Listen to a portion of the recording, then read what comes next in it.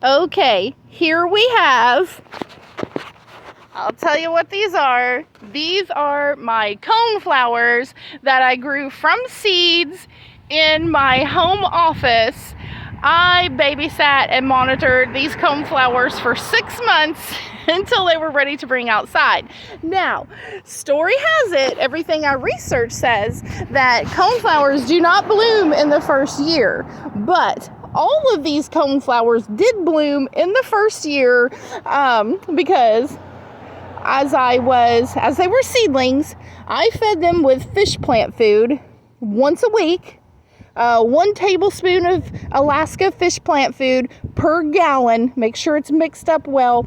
And I watered them once a week with the fish plant food, and they did bloom in the first year. They were just beautiful, but I'm looking forward to this year having a rainbow of color, a sea of color is what I'm looking forward to. So they're looking pretty healthy. I'll show you. See? They're greening up. And a few days ago, about a week ago, I trimmed all of the remaining brown branches from last year. I went ahead and trimmed those up. Don't affect the green at all, but I went ahead and trimmed all of those up. I've got one here that I think is not going to make it.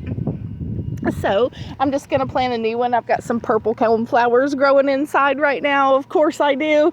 So I'll replace that with one of the purples. But I did arrange these according to colors. So I've got purple, just the regular purple coneflowers. And then I've got the purple powwow. And then I've even got the really cool green twister, which is a real pretty green and pink bloom together. I've got the Cheyenne Spirit, which is an orange, yellow, red, almost like autumn colors all mixed together in one plant. I've got red, I believe it was called salsa red, and then I have mellow yellows. Those are really pretty. And then I went ahead and threw in some other purple coneflowers mixed throughout. This is a king gold little shrub that didn't make it. I'm pretty sure that little baby right there is dead. It didn't make it for whatever reason. But these two did. So I have 2 of them. See, I've got one here, and then I've got one down there. I tried to have 3 of them, 1, 2, and they were spaced about 6 foot apart, but that one died for whatever reason. So I'll either try to find one like it and replace it, or I'll just put something different there. Whatever. I'm not particular about that. But if you can see, all my coneflowers, as far as how many, if I recall, I think I had about 35 of them that I grew from inside, and they're going to be just beautiful here in another 2 to 3 weeks. In about 1 more week. I don't want to stimulate growth right now because the weather's still a little cool, kind of in the 50s at night, so I don't want to stimulate a lot of growth just yet. But about 2 weeks from now, then I will start feeding them with the fish plant food to give them a little boost. That's a liquid, like a tea.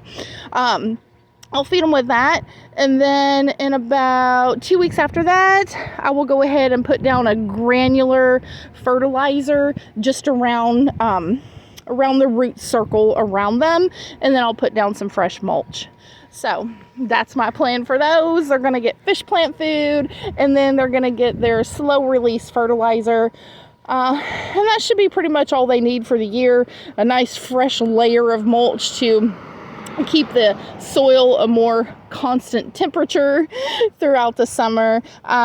They do get a lot of sun out here and a lot of heat, so they're pretty drought tolerant. Coneflowers, echinaceas are pretty drought tolerant, but I do have to watch mid-July, August, when it's really hot, up into the upper 90s, maybe low 100s. If it doesn't rain for a week or so, then yes, they're going to need some water, but they're pretty drought tolerant. Other than that, you do deadhead coneflowers as well. So as you see the blooms to turn dark, then you can snip those, deadhead them, and you'll get some more bloom production on there. All right, until next time, happy flowering.